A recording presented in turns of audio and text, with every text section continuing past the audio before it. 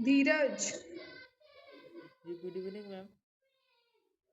Good evening. आप इतना late क्यों हैं? जी मैम कॉलेज से आने में थोड़ा लेट हो गया। ओके, ठीक है। लास्ट क्लास में आप थे? जी मैम। ओके, तो कॉपी वॉपी निकालिए। जी मैम निकाल।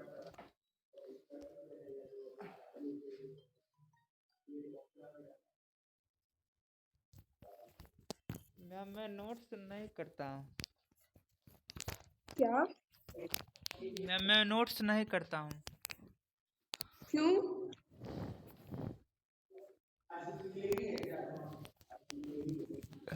क्यों नहीं नोट करते हो? ऐसे ही मैम समझ में चले आता है तो नोट्स नहीं करते।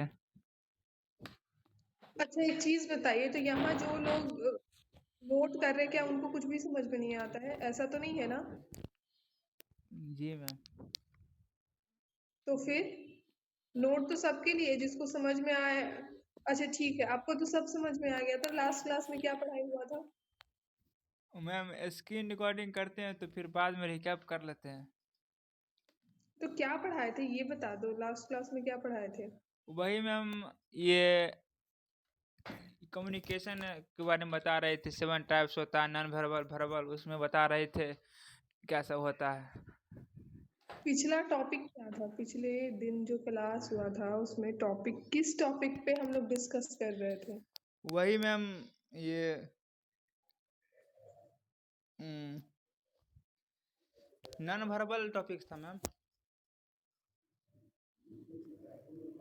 हेलो धीरज संजना मैम, यस। मैं बोल रही हूँ ना, मैं एक्चुअली आज बाहर हूँ, मतलब ट्रैवल पे हूँ। कल से मैं ऑफलाइन क्लास आऊंगी, इसलिए अभी लिख नहीं पाऊंगी। और वो फंक्शन वाला भी था ना, वो भी नहीं लिख पाई, तो मैं आपको बोली थी नोट्स भेज देने। अच्छा, लिख नहीं पा रही हूँ, इसलिए मैं बोल रही हूँ। ओके ओके, कोई नहीं।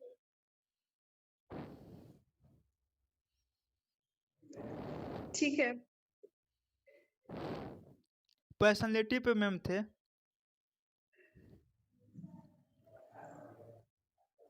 धीरज, हम पूछ, अच्छा, न्यू ईयर के पहले वाले दिन 31 को क्लास हुआ था। जी मैम। उस दिन क्या पढ़ाई हुआ था? कौन से टॉपिक पे? मैम यही सब हो रहा है उस दिन से, जिस दिन से आपका क्लास ज्वाइन कर रहे हैं, बस यही सब हो रहा है। कम्युनिकेशन इसके यही सब क्या होता है? यही सब क्या होता है? वही मैम ये यही वही, व्हाट इज दिस?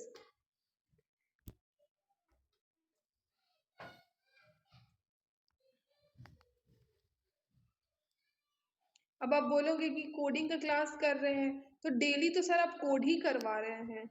यही तो हो रहा है, वही तो हो रहा है। अरे भाई, तो जब कोडिंग का क्लास है तो डेली आपसे कोड ही करवाया जाएगा। बट उस कोड के प्रोसेस में बहुत सारा टॉपिक आता है,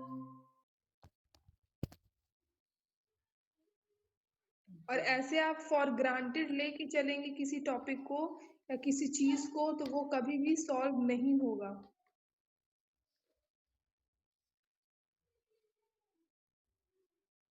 ओके, लिखो, डोंट वेस्ट द टाइम।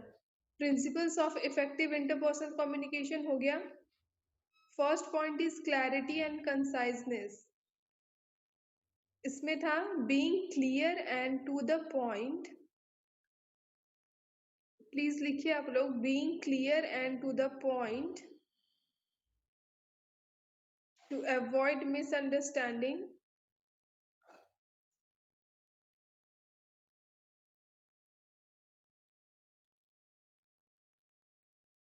हो गया।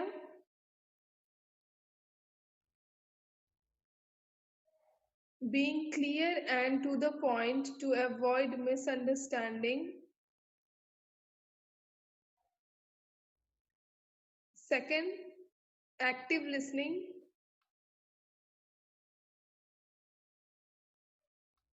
Second is active listening.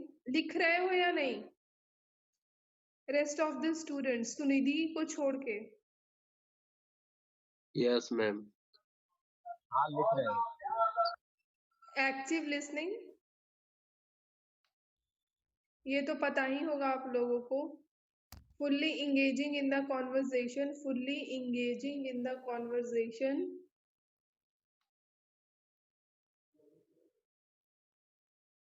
fully engaging in the conversation,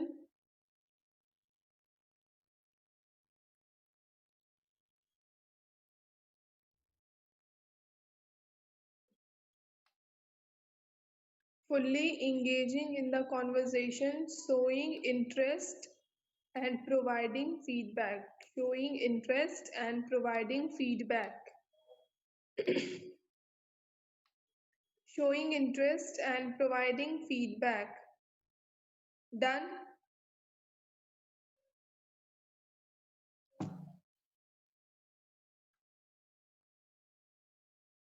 Yes, ma'am. Done.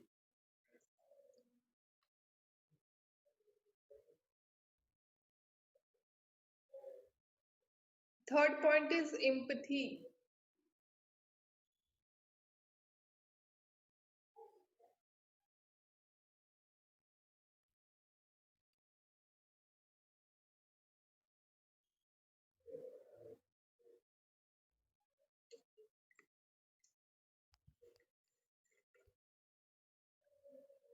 Empathy, understanding and sharing the feelings,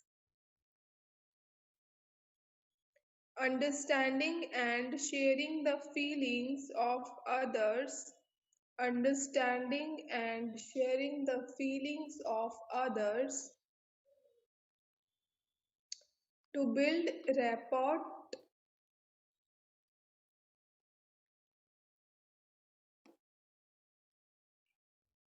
to build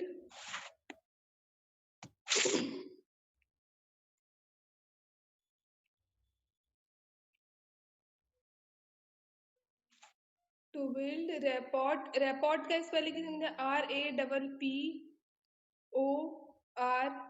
rapport. तू टैग किया रे तो रे मैं बिले जा बिले गलो कहां गलो बिले To build rapport and trust. Rapport का मतलब हो गया मतलब बिले जा कहां गले रिलेशनशिप बिल्ड करना, ठीक है।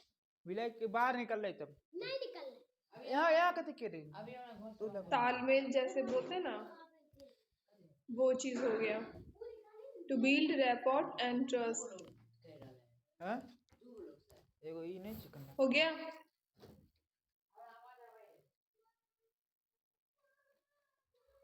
Understanding देख and कितना sharing नेट the खा रहे रे feelings of others to build rapport देख and कितना नेट खा trust. रहे हां Fourth is open-mindedness. Open-mindedness. भाई गेले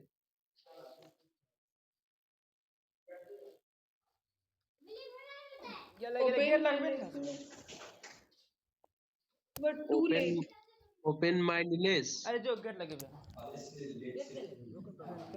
ओना ने जो तू एक जीबी खत्म कर दे Hello, ma'am. Yes, yes. Open-mindedness बोले हैं. Yes, आइए।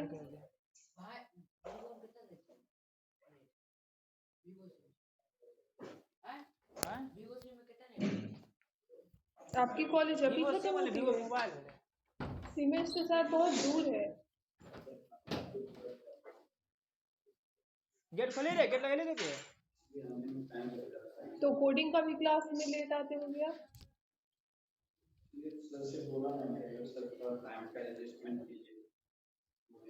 तो आप सुबह नहीं आ सकते? पूरे दिन तो क्लास नहीं होता होगा। मैं सुबह के टाइम बोला हूँ, बट मॉर्निंग में कोई बैच नहीं चलता है। हाँ, क्योंकि यहाँ कोई बच्चा सुबह आने के लिए रेडी नहीं होता है। तो आप कंकड़बाग नहीं जा सकते क्या? मेरे को दानापुर से कंकड़बाग जाना साइकिल से पॉसिबल नहीं है। अच्छा, आप साइकिल से आते हैं। यहाँ से दानापुर कंकड़बाग जाना, फिर कंकड़बाग से आना, फिर कॉलेज जाना, पॉसिबल नहीं है। इतने दूर में परेशान हो रहा है। Okay. Yes. आपकी कॉलेज की टाइमिंग क्या है?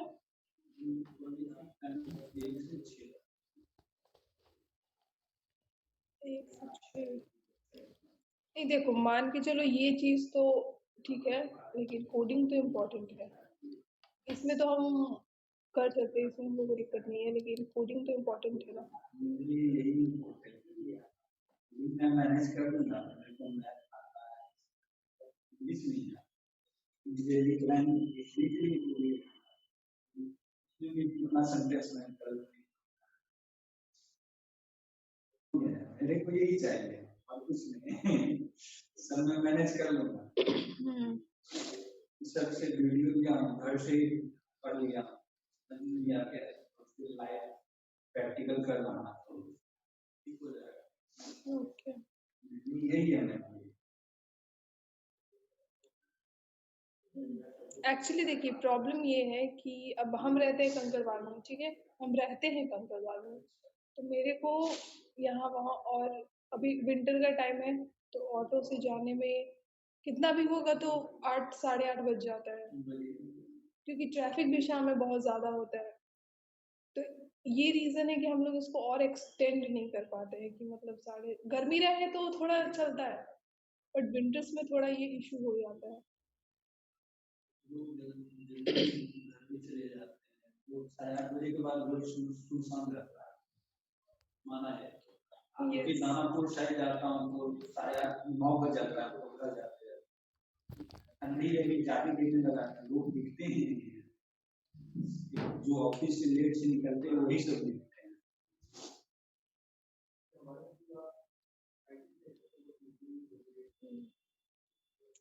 कोई नहीं, तो अभी तो हम लिखवा रहे हैं, और आपका तो मेन है कि आप न्यू स्टूडेंट है, तो ये वाला जो बैच चल रहा है ये आगे निकला हुआ है। इससे पहले एक बैच चल रहा है जो कि 4 बजे से मीन्स 5 बजे तक है, जिसमें कि हम एकदम स्टार्ट से पढ़ा रहे हैं। ये तो फिर भी आगे निकल गया है, और वो टाइम भी आपके लिए सुटेबल नहीं है।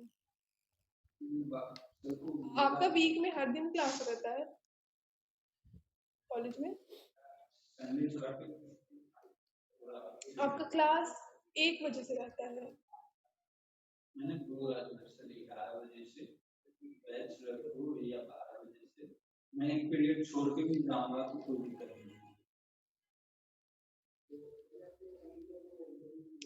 देखो, बात ये है ना कि यहाँ अभी उतने बच्चे हैं नहीं, और सुबह के लिए तो बिल्कुल नहीं। बोरिंग रोड में जितने बच्चे हैं वो सारे बच्चे शाम के लिए अवेलेबल हैं। उन लोगों का वजह से ही सिर्फ शाम का ही अभी रूटीन सेट हुआ है।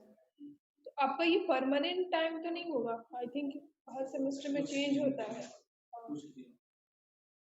तो आप एक काम क्यों नहीं करते, आप ऑनलाइन क्यों नहीं ज्वाइन कर लेते हैं? क्लास में जब तक घर नहीं पहुंचूंगा तो फिर तो ऑनलाइन ज्वाइन मत करना। तो आप 1 घंटे कॉलेज में ही रुक जाए। उसमें भी मैं जो नोट्स लिखने का, तो उसके लिए तो मैं तो वो तो आप बोलोगे मैं समझ लूंगा, वो हेडफोन रहता है। नहीं, अगर आपको कॉलेज में 1 घंटे वेट करने का परमिशन है 6 बजे के बाद, हाँ एग्जैक्टली, तो वो इशू है। यस, मैं चाहूँ तो ऑनलाइन भी दे सकता हूँ, मेरे पास हेडफोन रहता है, मैं समझ लूंगा, बट नोट्स लिखने का तो वो तो आपको भेजना पड़ेगा। और इसके लिए अभी हम जो पढ़ा रहे हैं वो आप बहुत मतलब न्यू आए हैं, तो आपको उनको स्टार्टिंग से पढ़ाना है। ये लोग जो है वो आगे निकल चुके हैं, मीन्स कुछ बहुत सारा लेक्चर्स हो चुका है, तो ये हम आपको लिखने भी बोलेंगे तो फिर कोई फायदा नहीं जब तक आपको हम समझाएंगे नहीं हर चीज़ अच्छे से। ओके ओके, हम इन लोगों को कुछ लिखवा रहे हैं, आपसे बात करते हैं, आपको सॉल्यूशन कुछ देखते हैं। ओके, आपने लिख लिया open mindedness? Yes, ma'am. Okay, being receptive to different perspectives and ideas. Being receptive to different perspectives and ideas means आप अलग अलग चीजों को एक्सेप्ट करने के लिए हमेशा आपको रेडी रहना पड़ेगा। ओपन माइंडनेस का मतलब यही होता है ना कि जिस जगह जा रहे हैं उस तरीके के इन्वायरमेंट में हम एडजस्ट हो जा रहे हैं। कुछ भी अगर होगा, हम अगर अपना पॉइंट रख रहे हैं तो सामने से भी कोई इंसान होगा जो अपना पॉइंट रखेगा। तो अगर आप सजेशन दे रहे हैं तो आपको सजेशन मिलेगा और आपको सुनना पड़ेगा। इतना खुले मिजाज का आपको होना जरूरी है, ठीक है। Fifth point is appropriate self disclosure. Appropriate self disclosure word से कुछ समझ में आ रहा है? वर्ड से कुछ समझ में आ रहा है? Appropriate self disclosure. मैम क्या बोले? Appropriate self disclosure. से कोई चीज क्लोज होता है, उसका नहीं समझ में आया, लेकिन देखो एप्रोप्रिएट मीन्स प्रॉपर होना चाहिए, ठीक है। सेल्फ डिस्क्लोजर, सेल्फ मीन्स खुद का, ठीक है। डिस्क्लोज करने का मतलब आप अपनी चीजों को खोल के रखते हैं किसी के सामने। हम बोलते हैं ना, ये चीज हम तुम्हारे सामने डिस्क्लोज नहीं कर सकते, मतलब इस तुम्हारे सामने नहीं रख सकते। इसका मतलब ये हो गया कि अगर आप कॉर्पोरेट में जा रहे हैं, ऑफ कोर्स आप कॉर्पोरेट के लिए ही यहाँ है कि हमको कॉर्पोरेट में जाना है, आईटी में जॉब करना है, ये वो।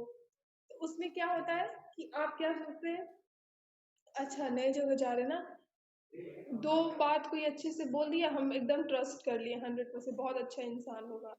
हम अपना हर चीज, hello Chandan,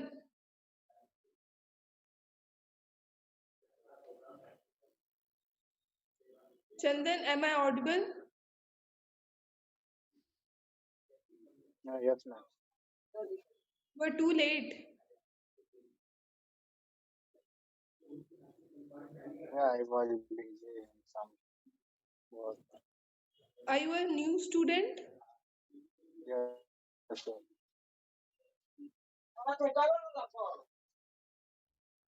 Do you have any idea about today's class?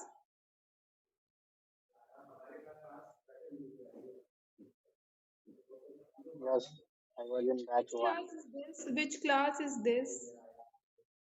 soft skill. Okay. And this is your first session and you are too late. Yeah,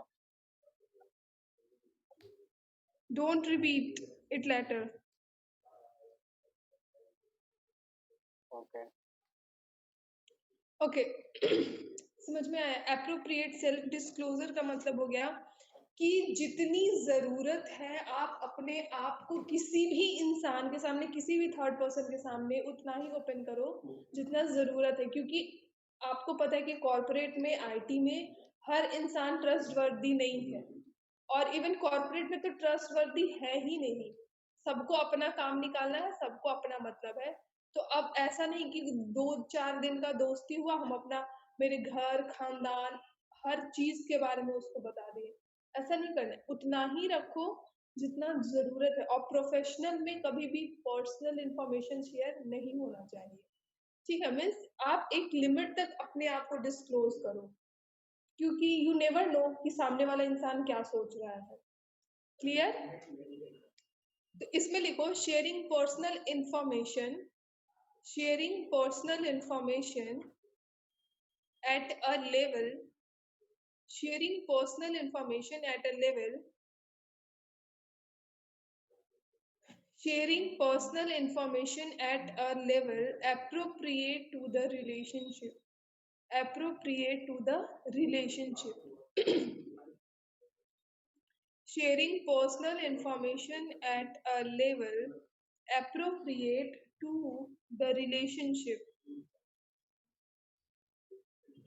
Sharing personal information at a level appropriate to the relationship. हो गया?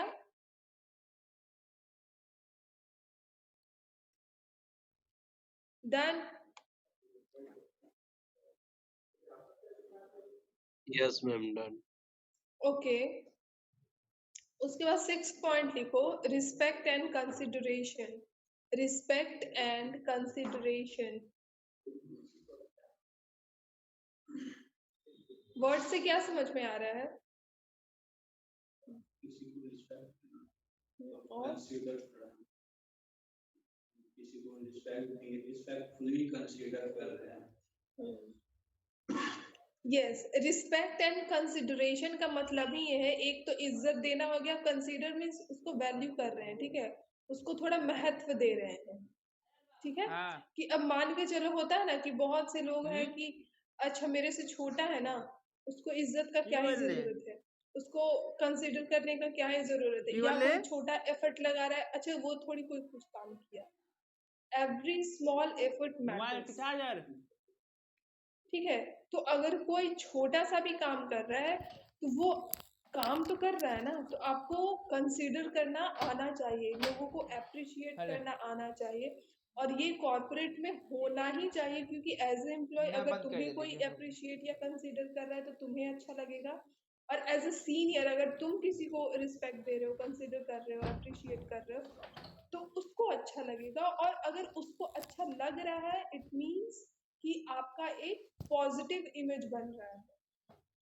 अगर आप किसी को अच्छे से treat करते हैं तो आपका क्या इमेज बनता है? पॉजिटिव। और अगर आप किसी को बैडली ट्रीट करते हो तो आपका बैड इमेज बनता है, वो दोबारा आपसे इंटरेक्ट करना नहीं चाहेगा। यही होता है ना, हम डे टू डे लाइफ में किससे इंटरेक्ट करते हैं? जो बहुत अच्छे से बात करता है, और जो खड़ूस जैसा बात करता है उसके सामने नहीं जाना चाहते, या उसको बात करने नहीं आते, छोड़ो उसके सामने क्यों जाए। ऐसा हम बोलते हैं ना, ह्यूमन नेचर, कि जो अच्छे से बात करेगा, जो अच्छे से बिहेव करेगा, हम उसी को कंसीडर करेंगे और उसी को वैल्यू करेंगे, ठीक है। तो ये चीज आपको भी आना चाहिए कि आप रिस्पेक्ट दो, दूसरों को कंसीडर करो। क्लियर? तो इसमें लिखो treating others with respect, treating others with respect, treating others with respect and considering their feelings and viewpoints, and considering their feelings and viewpoints,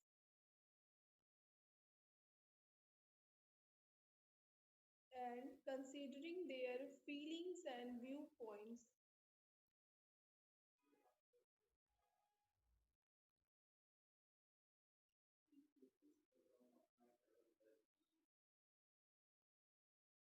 better, अच्छा रहेगा कि एक साथ आओगे।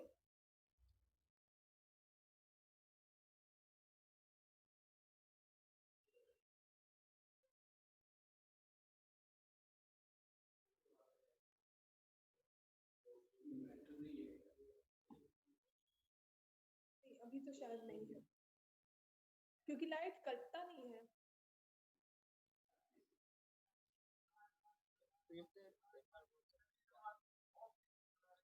Respect and consideration means treating others with respect and considering their feelings and viewpoints,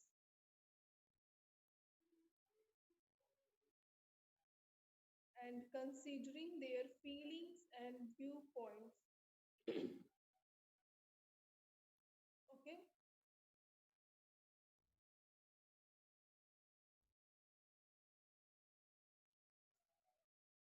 Okay, last point is non-verbal cues. Non-verbal cues. Non-verbal cues का spelling होगा CUES।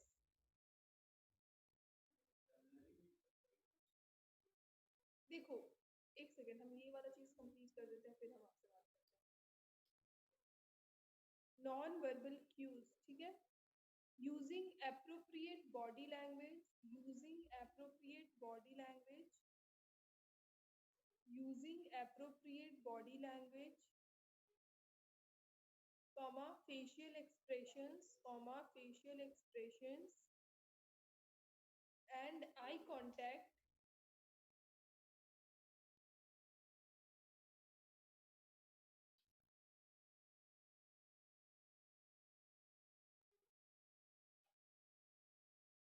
and eye contact। हो गया? इसका मतलब ये होता है कि अब अगर हम non verbal actions, non verbal communication, आपको याद होगा हम क्या बताए थे, जिसमें कि facial expressions, body language, eye contact, ये सब होता है। तो अब अगर हम पढ़ा रहे हैं तो ऐसा नहीं हो सकता ना कि हम पढ़ाते पढ़ाते डांस कर करके पढ़ाएं, क्योंकि हम जो चीज बोल रहे हैं उससे मेरा जो एक्शंस हो रहा है वो मैच नहीं कर रहा है, तो ये क्या लगेगा? इनएप्रोप्रिएट लगेगा।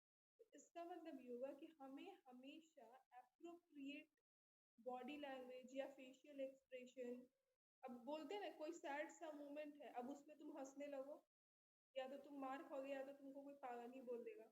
क्यों? क्योंकि जो आपका एक्शंस है वो उस समय की सिचुएशन से मिल नहीं रहा है, दोनों का कोई कोऑर्डिनेशन नहीं हो रहा है। तो आपका जो बॉडी लैंग्वेज है वो हमेशा एप्रोप्रिएट होना चाहिए, मीन्स नॉन वर्बल एक्शंस जो होना चाहिए आपका वो बिल्कुल एप्रोप्रिएट होना चाहिए। आप जो चीज बोल रहे हैं उसके सपोर्ट में होना चाहिए, या जो सिचुएशन है उसके सपोर्ट में होना चाहिए। अब ऐसा नहीं कि तुम्हारा बॉस तुमको काम करने के लिए बोल रहा है, या तुम्हारा बॉस तुमको डांट रहा है और तुम हंस रहे हो, या तुम डांस करो, तो वो तुमको सीधे फायर करेगा। Get out? ठीक है, तो ये चीज ध्यान में रखना है। ओके, और अब आपसे आपने बोला वो कैब चाहिए। देखो एक चीज हम बताते हैं कि हम जो पढ़ा रहे हैं ना, हम इंग्लिश बोलते हैं स्पोकन इंग्लिश वाला जो कोर्स होता है, उसके हमारा स्पोकन इंग्लिश टॉपिक नहीं है, हमारा क्या है topic। तो वोकैबुलरी, अब हम वोकैब क्या वर्ड्स, कलेक्शन ऑफ वर्ड्स ही है वोकैबुलरी, वो चीज हम इंटरनेट से डाउनलोड करेंगे तुमको दे देंगे, बट उससे कोई फायदा नहीं है। और ये चीज हम इन लोगों से जो मतलब जो पुराने हो गए हैं, हम क्या उनको बोलते हैं कि आप प्लीज वर्ड्स लिखो गूगल से, मैगजीन में, न्यूज़पेपर में, कोई नॉर्मल बुक, इंग्लिश मीडियम का जो भी बुक है नॉर्मल बुक पढ़ो, वो ऐसे ठीक ही नहीं होगा। हम वर्ड्स देंगे तुम वर्ड रटो, यही होगा ना, और तो कोई सोल्यूशन नहीं है उसका। तो उसमें क्या होगा, अब जैसे कि मान के चलो हम ये सेंटेंस पढ़े क्लैरिटी एंड कंसाइज, ठीक है, उसमें लिखा है being clear and to the point to avoid misunderstanding. तो पहले हम क्या करेंगे, हमको क्लैरिटी का मतलब समझ में आ रहा है, एंड का मतलब और हो गया, कंसाइजनेस का मतलब समराइज करके, हमको ये चीज पता है, आपको ये चीज शायद नहीं पता हो सकता है ना। तो आप क्या करेंगे, आप ये लाइन पढ़ेंगे, देखेंगे कि हमको कितना समझ में आ रहा है। ऑफ कोर्स अगर आपका इंग्लिश खराब है या आपका वर्ड्स का थोड़ा मीनिंग में थोड़ा प्रॉब्लम होता है, तो आपको ये पूरा सेंटेंस का क्लियर मतलब टूटा फूटा समझ में आएगा, बट एग्जैक्ट मतलब नहीं समझ में आएगा। तो पहले तो जो वर्ड नहीं समझ में आ रहा है उसको लिखो, उसका गूगल पे सर्च करो, उसके बाद उसका हिंदी में करके, हिंदी में ही आ जाता है गूगल पे सर्च करके, उसके बाद उससे एक दो सेंटेंस बनाने का कोशिश करो। और हम अभी जिस पॉइंट पे है ना, जिस एज में है हम बचपन वाला लेबर नहीं कर सकते हैं कि subject plus given plus plus object जो हम लोग पढ़ते थे वो चीज हम कर ही नहीं सकते, क्योंकि वो वाला टाइम चला गया। तो अभी हम जितना ज्यादा जो प्रैक्टिकल चीजें हैं, प्रैक्टिकल कैसे, जितना ज्यादा उसको प्रैक्टिस करेंगे बोलेंगे। तो हमारे यहाँ तो प्रॉब्लम ये है कि हमारे दोस्त के सामने तुम 2 लाइन इंग्लिश बोलोगे तो वो गलत ही बोलेगा, बोलेगा कि तुम ज्यादा इंग्लिश झाड़ रहे हो। यहाँ का मेंटालिटी ये है, और दिस इज द रीजन कि किसी का इंग्लिश अच्छा नहीं है। जो बोलता है ना कि ज्यादा इंग्लिश झाड़ो, उसका तो सबसे खराब है।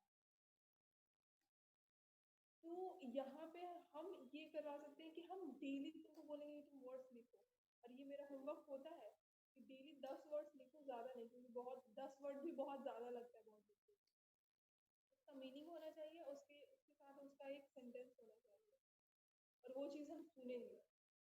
उससे क्या होगा कि हमको पता चला ना कि एफर्ट इंसान लगाया है, जो स्टूडेंट है वो एफर्ट लगाया है, उसने वर्ड्स लिखा, उसका मीनिंग लिखा, उसका सेंटेंस बनाया और उसको याद किया। क्योंकि देखो जब तक दिमाग में वर्ड्स का कलेक्शन नहीं होगा आप नहीं बोल सकते, आप बोल ही नहीं सकते। क्योंकि हिंदी हम बोलते तो हिंदी में क्या है, हमारे दिमाग में हिंदी छपा हुआ है कि हर हर चीज का हिंदी हमारे दिमाग में ऐसा है ना कि भरा हुआ, लेकिन फिर भी दिमाग खाली लगता है, यूज टू है, प्रैक्टिस में।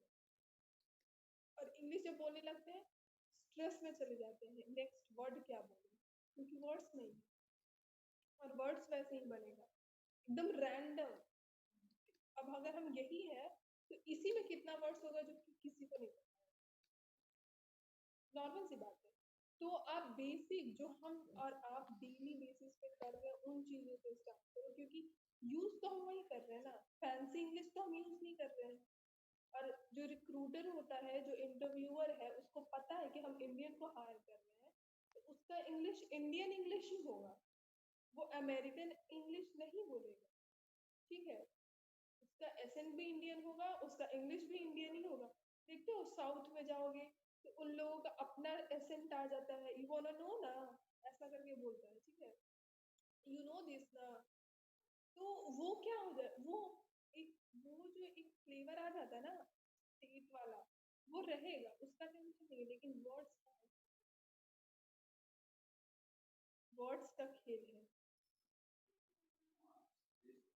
हाँ तो मैं वही चीज बोल रही हूँ, न्यूज़पेपर अगर आपके पास आता है, मैं आपको बहुत ऑप्शन दे रही हूँ, न्यूज़पेपर अगर आता है, मान के चलो इंग्लिश न्यूज़पेपर नहीं आता, हिंदी आता, ठीक है, तो आपके पास गूगल है, आपके पास अपना बुक है, सब्जेक्ट का बुक है,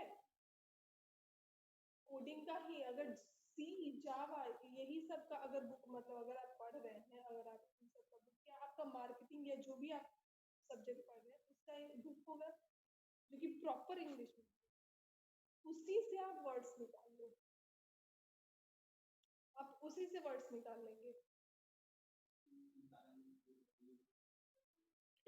एक चीज बताओ, is, am, the, and, are, they, this, that, ये सारा चीज ना, ये सब हेल्पिंग वर्ड्स, ठीक है कि नहीं है, बिना इन सब के कोई सेंटेंस, और ये बहुत बेसिक है, और ये इतना तो सबको आना चाहिए। अब इसका भी बोलोगे वोकैबुलरी मैम प्रोवाइड कीजिए, तो वो तो मेरे पास भी नहीं है, क्योंकि हमको अगर आता है तो हम ये सब तो रखते हैं, टू बी ऑनेस्ट। और हम अगर यहाँ सिखा रहे हैं कि अगर आप बोलोगे तो हम कर सकते हैं, एफर्ट लगा सकते हैं, हम सर्च कर सकते हैं, कुछ लिस्ट बना के आपको सेंड कर सकते हैं, बट इट्स बेटर कि वो इनिशिएटिव आप लो, क्योंकि आप जब पढ़ोगे ना, खुद से सर्च करोगे, स्क्रॉल करोगे, तब समझ में आएगा कि हाँ ये ऐसे है, वो वैसे, करा कराया सब मिल जाएगा। और हमको क्या, हम कहीं से कॉपी पेस्ट मारेंगे आपको सेंड कर, चैट जीपीटी यूज करना तो आता ही होगा, मांग लो vocabulary, so simple with their meaning. देखो आपके पास रिसोर्सेज बहुत है, थिंग इज कि आप उस रिसोर्स से कितना अपने दिमाग में कुछ ला रहे हैं। वोकैबुलरी भी मिल जाएगा, बुक भी मिल जाएगा, चैट जीपीटी सब दे देगा, अगर याद नहीं करोगे तो वो कहाँ से होगा, दिस इज द थिंग। और अगर याद करना रहेगा ना, तो तुम जो नॉर्मल सामने कोई भी किताब रहेगा उससे तुम 10 मिनट आराम से ले लोगे। समझ में आ रहा है हम कहना क्या चाहते हैं?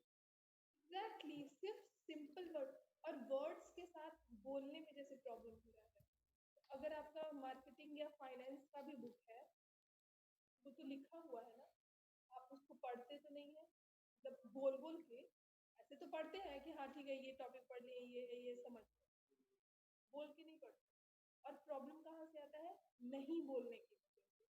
अब मान के चलो हम इतना नॉन स्टॉप बोले जा रहे हैं, बोले जा रहे हैं, तो मेरा फ्लुएंसी बैठता है, मेरा जो स्पीड होता है वर्ड्स को सामने रखने का, मेरा क्लियर होता है।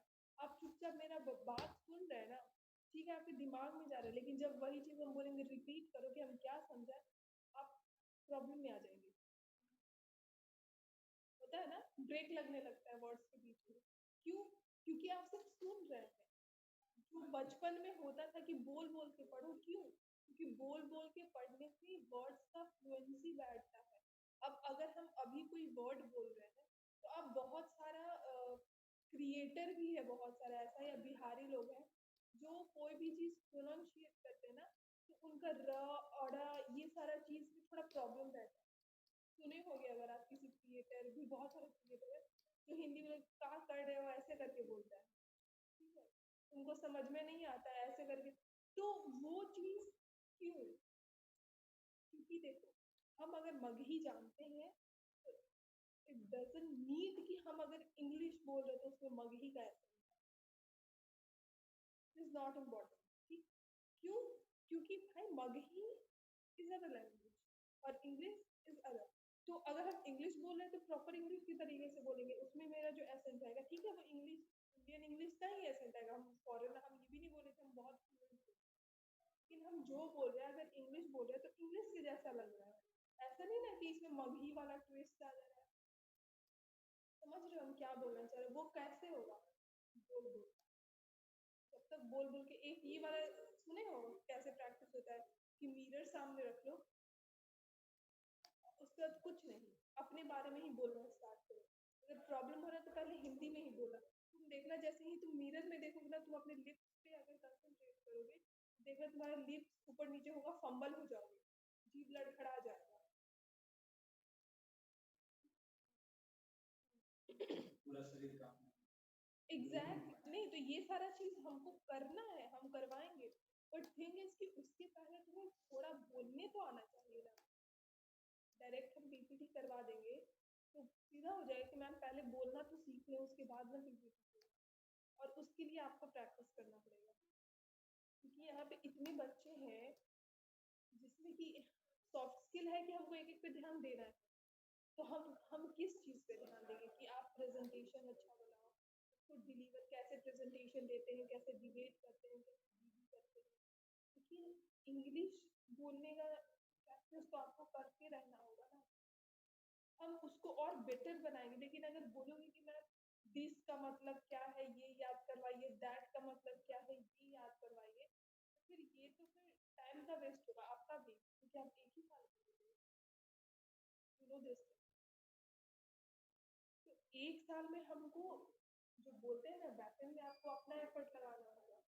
फ्रंट एंड में तो हम करवाएंगे ही कि हाँ ये चीज करो, ये चीज करो, ये चीज करो, ये करो।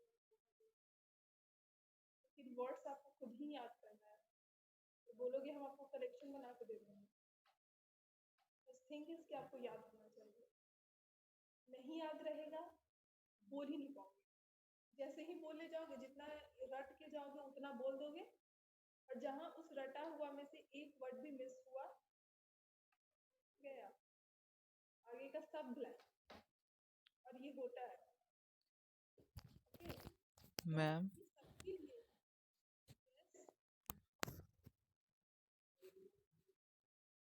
मैम यस धीरज। मैम ये हम कह रहे थे कि जैसे कि मैम हम 5th क्लास में जो पढ़ रहे थे तब, तो मैम एक टीचर थे डीएवी कानपुर के, वो मैम कहते थे कि English has no rules, rules has fools only. क्या वो सही कहते थे कि नहीं? हाँ, एक चीज हम तुमको बताते हैं। हम लोगों को लगता है कि फॉरेनर लोग बहुत अच्छा इंग्लिश बोलता है, वो बहुत गलत इंग्लिश बोलता है। अगर तुम इसका इंग्लिश सुनने जाओगे, मतलब जो कि एक अच्छा स्कॉलर नहीं है, हम तुम जैसा एक नॉर्मल इंसान है, तो उनका इंग्लिश जब सुनोगे ना, तो हम बहुत गलत वो इंग्लिश बोलता है। इवन हमारा जो इंग्लिश है ना, इंडियन लोग जो इंग्लिश बोलते हैं, तो हम इंग्लिश कैसे बोलते हैं? ग्रामर पढ़े, ये किए, वो किए, करते हैं ना, बचपन में सब लोग पढ़ा है। तो हम जो इंग्लिश बोलने का कोशिश करते हैं, हम पूरा ग्रामेटिकली करेक्ट बोलने का कोशिश करते हैं, और उस चक्कर में ग्रामर किसी को समझ में नहीं आता है, किसी को याद नहीं होता है, बच्चा गिव अप कर देता है। और ऐसा है नहीं कि ग्रामर के चक्कर में नहीं रहना है। हम तुमको क्लियर खुद बता दे रहे हैं, अगर हम इंग्लिश बोल रहे हैं तो हम जरूरी है कि हमको ग्रामर याद है, नहीं आता है, to be honest, this is the fact। और जबकि हम ग्रामर बहुत बार पढ़े, ग्रामर हम बहुत बार पढ़े। जब छोटे थे तो आई थिंक कि 8-9 क्लास तक बहुत इंग्लिश में सिर्फ ग्रामर ही पढ़ते ही थे। लेकिन क्या हुआ, ग्रामर कभी नहीं याद हुआ। बट क्या सही हुआ कि उस ग्रामर पढ़ने की वजह से जो इंग्लिश स्टार्ट हुआ, उसमें कि अब कोई जैसे एसएसटी वेसएसटी का जो चैप्टर होता है, हिस्ट्री सिविक्स ज्योग्राफी जो होता है, उसमें क्या होता है, बहुत लंबा लंबा लिखना होता है, कौन आंसर याद करेगा? तो मेरा हमेशा से क्या था कि बस टॉपिक समझना है और अपने से लिखना। और इंग्लिश लिटरली तुम जो बोले वो सही है कि इंग्लिश अगर तुम ये सोचो कि ग्रामर याद हो जाएगा तब बोलना शुरू करेंगे, ऐसा कुछ नहीं। पहले टूटा फूटा बोलना स्टार्ट करो, गलत से स्टार्ट करो, थोड़ा सा सेंस होगा ना तो खुद ही इतना तो पता हो जाएगा, पास्ट प्रेजेंट फ्यूचर का तो पता ही हो जाएगा कि विल लगेगा कि वॉज लगेगा, ये तो क्लियर हो ही जाएगा कि फ्यूचर में होना है तो विल लगेगा, हो गया है तो वॉज लगेगा। ये सब तो नॉर्मल सा चीज है अगर तुम स्टार्ट करते हो इंग्लिश बोलना तो। और अगर एक दो इंस्टाग्राम पे यूट्यूब पे इतने सारे जो चैनल है जो कि इंग्लिश बोलना सिखाते हैं, अगर तुम उनका सिर्फ सुनोगे ना तो भी तुम्हारा दिमाग में हो जाए अच्छा यहाँ पे ये गलती हम करते थे तो ये ऐसे नहीं होगा, ये वैसे होगा। तो बिल्कुल सही है कि इंग्लिश का ऐसा कोई ग्रामर का रूल फॉलो करने का जरूरत नहीं है आपको। अगर सीखना है तो बोलना प्रैक्टिस करो, टूटा फूटा सब। और मेरे क्लास में सही इंग्लिश बोलो, गलत इंग्लिश बोलो, एटलीस्ट बोल कर आए इंसान। कोई चुपचाप बैठा है उससे बेटर है कि वो बोल रहा है, ठीक है। तो ये शाय नहीं करता है कि हम बोल नहीं सकते तो हम बोलेंगे नहीं बोलोगे तो कभी नहीं बोलोगे। और ग्रामर के चक्कर में बिल्कुल नहीं रहना है कि हाँ ग्रामर पता होता है तो आपको ये पता होता है कि चीजें कैसे क्या यूज होती है, उतना ही मुझे भी याद है क्योंकि वो प्रैक्टिस करते करते और बोलते बोलते क्लियर हो गया। और अब है कि सब्जेक्ट प्लस V1 V2 ये सब वाला चीज जो था हमसे कोई पूछेगा ma'am simple present tense simple past tense में क्या था तो नहीं आता। और अगर उसके चक्कर में हम रहेंगे तो शायद हम इंग्लिश बोलेंगे ही नहीं कि अरे हमको तो ये फॉर्मेट ही नहीं याद है, subject plus V1 plus V2 क्या था, अब कैसे इसको बोले, इतना में तो निकल गया मेरा टाइम। समझ रहे हो? तो गलत बोलना is not a bad thing, at least आप बोल रहे हैं। बहुत लोग इनिशिएट ही नहीं करते हैं। तो आपकी मैडम बिल्कुल सही थी, एटलीस्ट ट्राई करो, टूटा फूटा बोलो, गलत बोलो, बहुत ज्यादा से ज्यादा क्या होगा, दीज दैट सब एकदम उल्टा पुल्टा बोलोगे, यही है ना एक्सपेक्टेशन। हाँ मैम सर थे। तो हम वही बोल रहे हैं कि एक्सपेक्टेशन यही है। और जैसे कि मान के चलो आपका जो प्रॉब्लम हम समझ रहे हैं कि 10 लोग खड़ा है प्रेजेंटेशन देना, अब हम नर्वस हो गए, स्ट्रेस में आ जाते हैं, पूरा हाथ शेक कर रहा है, ठंडा पड़ गया है, पैर पसीना आने लगा, ऐसा हो जाता है, ठीक है, ये हम समझ रहे हैं। जब फर्स्ट टाइम प्रेजेंटेशन हम दिए थे अपने कॉलेज में तो फर्स्ट टाइम मेरा भी हालत खराब था, बोलते बोलते बोलना चाह रहे कुछ निकल जा रहा है कुछ, ऑल्दो मेरा इंग्लिश ठीक था, ठीक है। और जो पहला प्रेजेंटेशन हुआ उस दिन तो बहुत ज्यादा ही स्ट्रेसफुल रहा कि अरे यार कैसे होगा लेकिन जब बोलना स्टार्ट किया, देखो पहला चीज प्रेजेंटेशन में क्या होता है, आप अपने टॉपिक को लेके एकदम क्लियर रहो, उसका पूरा कॉन्सेप्ट आपको क्लियर होना चाहिए। और प्रेजेंटेशन देने से पहले आपको 2-3 बार का प्रैक्टिस होना चाहिए, ठीक है, बोलने का, बोल बोल के आवाज से पढ़ना है। अब अगर हमको इस पे देना है इंटरपर्सनल कम्युनिकेशन पे तो हम लोग प्रैक्टिस करते थे बोल बोल के कि हाँ ऐसे बोले, प्रॉपर बोल के प्रैक्टिस। तो उससे क्या होता है ना, वो फ्लो बनता है कि हाँ ऑल तो पता है वहां जाएंगे तो खुश होना ही है, लेकिन सोच लो कि अगर प्रैक्टिस करके जाओगे तो थोड़ा गड़बड़ होगा, नहीं प्रैक्टिस करके जाओगे तो वहां जाकर चुप हो जाओगे। तो प्रेजेंटेशन का भी बहुत क्राइटेरिया है कि आपको पता होना चाहिए क्या बोल रहे हैं, आपको क्वेश्चन पे कमांड होना चाहिए कि किस तरीके का मतलब क्वेश्चन आ सकता है आपके टॉपिक से रिलेटेड, आपका प्रैक्टिस होना चाहिए, सब कुछ मैटर करता है। और आपको सबसे मेन चीज होता है कि आपको पब्लिक फेस करना है।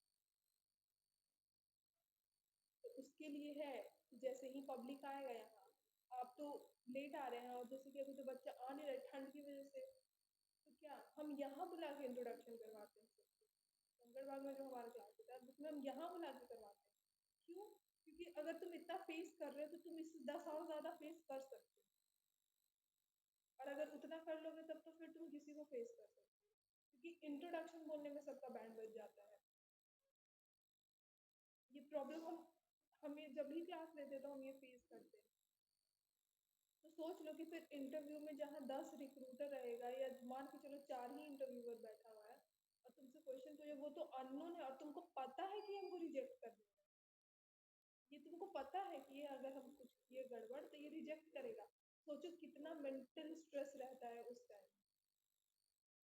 तब तो तुमको जो आता है वो भी देगा, और जिसको नहीं आता है वो तो फिर जाके चुपचाप बैठेगा और वापस आ जाएगा। समझ रहे हो क्या सिचुएशन क्रिएट हो? बस वो सिनेरियो यहाँ के बच्चों के साथ क्रिएट ना हो, इसलिए ये क्लास। तो आपको वर्ड्स पे काम करना पड़ेगा, बोलोगे हम कलेक्शन बनाएंगे, चैट जीपीटी करेंगे, आपको 1000 वर्ड दे देगा, हम तुमको दे देंगे। थिंग इज याद करना, और याद करना इजी कब होगा तुम्हारे लिए, जब तुम एक्सप्लोर करोगे, रिलेट करोगे, डेली लाइफ से रिलेट करोगे, रियल लाइफ का कुछ एग्जाम्पल करोगे, तो ये सब चीज से इजी होगा रटना। और अभी हम जिस एज में ना, रटना नहीं। एग्जैक्टली अब जो एज में है, अब तुम जितना तुम बचपन में 4 पेज का आंसर रट लेते थे, है पॉसिबल अभी रट लोगे? इम्पॉसिबल। अभी तुम रट ही नहीं सकते। तुम क्या, कोई नहीं रट सकता। रटना अब हमारे हाथ का बात ही नहीं है। जब बचपन में थे तब तो 2 पेज 3 पेज का आंसर याद हो जाता था, अब नहीं। हमसे तो तभी भी नहीं याद है। हम सीधे सिचुएशन समझते थे, टॉपिक समझते थे, अपने लैंग्वेज में लिख देते। क्योंकि रटना इज अ डिफिकल्ट टास्क, और तुम जब अपनी सिचुएशन के हिसाब से लिखते हो ना, अपने से समझ के, एक तो तुम्हारा राइटिंग स्किल बढ़ा, तुम्हारा मेमोरी पावर बढ़ा, उसके बाद जो तुम चीज लिख रहे हो उससे तुम्हारा कॉन्सेप्ट भी क्लियर हो गया एकदम, और उसके बाद फिर तुमको ये टेंशन क्या बोलते हैं, तो ये सारी कम्युनिकेशन अच्छा करने का। मान के चलो कोई टॉपिक वुमेन एम्पावरमेंट हो गया, ये पॉलिटिक्स हो गया, मतलब कोई भी ऐसा रैंडम सा टॉपिक ले लो, सोच लो अच्छा ये टॉपिक है, अब इस पे हमको 1 पेज का ऐसे लिखना है, समझ रहे हो? और ये सारा चीज तो हम करवाएंगे, बट ये सारा ऑप्शन है, तुम अभी भी कर सकते हो। तो हम क्या, एक पेज, एक टॉपिक लिए, एक पेज लिए, उस पर लिखना स्टार्ट किए। हमको पता है कि फर्स्ट डे लिखेंगे हम बहुत गलत लिखेंगे या हमको पॉइंट्स नहीं आएगा, तो तुमको प्रॉब्लम समझ में आएगा कि अच्छा हमको तो हिंदी में समझ रहे थे, पर उस हिंदी वाले वर्ड का इंग्लिश में क्या बोलते हैं उसका हमको इंग्लिश वर्ड नहीं पता है, तो फिर तुम उसको सर्च करोगे, तो तुम्हारा एक नया वर्ड आया तुम्हारे दिमाग में, अच्छा इसको हिंदी में ये बोलते हैं, तो इंग्लिश में इसको ये बोलते हैं। तो ये सारा प्रैक्टिसेस है जो कि तुम कर सकते हो। ऐसे लिखो, स्पीच लिखो, सामने खड़े हो जाए।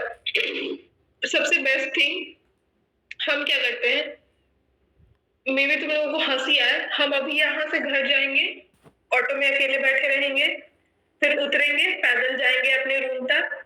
हम क्या करते हैं, एक सिचुएशन सोच लेते हैं और उसके बाद अपने से ही बात करते हुए जाते हैं इंग्लिश में। समझ रहे हम क्या बोल रहे हैं?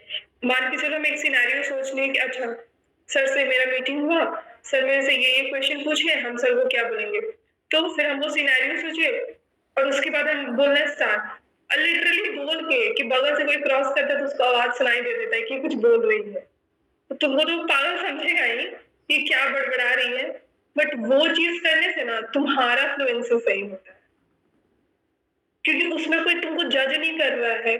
कोई वर्ड नहीं आता है तो तुम रुक के बोलोगे, मतलब अच्छा इसका क्या होगा सोच लेते हैं उसके बाद बोलते हैं।